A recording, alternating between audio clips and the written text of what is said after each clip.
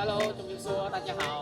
ជំរាបសួរបងប្អូនទាំងអស់គ្នាខ្ញុំឈ្មោះថាវងគឺជាអ្នកផលិតមាតិកា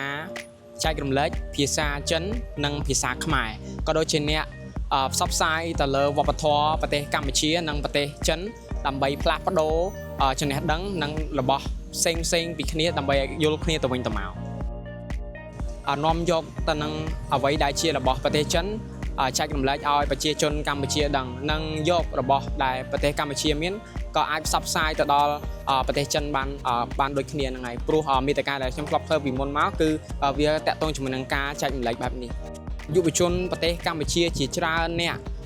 បូករួមទាំងខ្ញុំដែរហើយនឹងមិត្តចិនរបស់ខ្ញុំដែលគាត់អាយុប្រហែលខ្ញុំហ្នឹងគឺគាត់រៀនភាសាខ្មែរអញ្ចឹងមានន័យថាយើងទាំងពីរក្រុមហ្នឹងគឺរៀនពីគ្នាទៅវិញទៅមកទៅលើភាសាហ្នឹងហើយតាក់ទងជាមួយនឹងមិត្តភាពប្រទេសកម្ពុជានិងចិនខ្ញុំអាចនិយាយបាន 100% ថាគឺប្រទេសទាំងពីរមានមិត្តភាពយ៉ាងរឹងមាំគឺស្ថិរភាពតែម្ដងអញ្ចឹងកម្មវិធីឆ្វេងយល់វប្បធម៌កម្ពុជាចិនរាំងវិនមីងសៀងអ៊ីយោអ៊ីថងស៊ីង